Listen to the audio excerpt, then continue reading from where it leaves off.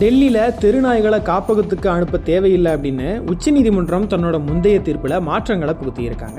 நாய்க்கடி சம்பவங்கள் தொடர்ந்து டெல்லியில் அதிகரித்து வந்ததை தாமாக முன்வந்து விசாரணைக்கு எடுத்துக்கொண்ட உச்சநீதிமன்றம் தில்லி என்சிஆர் பகுதிகளில் இருக்கிற அனைத்து தெருநாய்களையும் நிரந்தரமாக காப்பகங்களில் அடைக்க கடந்த ஆகஸ்ட் 11 உத்தரவிட்டிருந்தாங்க.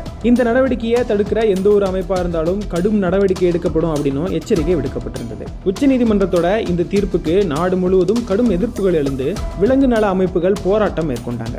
இந்த தீர்ப்புக்கு எதிராக மேல்முறையீடும் பண்ணாங்க. அந்த மேல்முறையீட்டு வழக்கு இன்றைக்கு விசாரணைக்கு வந்த நிலையில ஆகஸ்ட் 11 பிறப்பிக்கப்பட்ட உத்தரவில் மாற்றங்கள் செய்யப்படுவதாக உச்சநீதிமன்றம் கூறியிருக்கு. அது என்னன்னா, நாய்களுக்கு தடுப்பூசி செலுத்திய பிறகு கருத்தடை செய்யப்பட்ட பிறகு அவற்றை பிடித்த இடங்கள்ல விடணும் அப்படின்னு உத்தரவிட்டிருக்காங்க. மேலும் ரேபிஸ் போன்ற நோய்களை ஏற்படுத்தக்கூடிய நாய்களை மட்டும் காப்பகங்கள்ல அடைக்கவும் உத்தரவிடப்பட்டிருக்கு. அது மட்டும் இல்லாம நாய்களுக்கு பொது இடங்கள்ல உணவளிக்க அனுமதிக்க கூடாதுன்னு தில்லி மாநகராட்சி திருநாய்களுக்கு உணவளிக்க பிரத்யேக இடங்களை உருவாக்கணும் அப்படின்னு உத்தரவிட்டிருக்காங்க.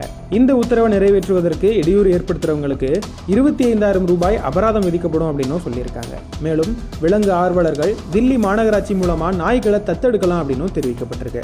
அனைத்து மாநிலங்கள் மற்றும் யூனியன் பிரதேசங்கள்ல கால்நடை பராமரிப்புத்துறை செயலாளர்களுக்கு நோட்டீஸ் அனுப்பப்பட்டு இந்த பிரச்சனையை கையாளுவதற்கான தேசிய கொள்கைகளை உருவாக்குவது குறித்து பரிசீலிக்க வேண்டும் அப்படின்னு நீதிபதிகள் தெரிவிச்சிருக்காங்க.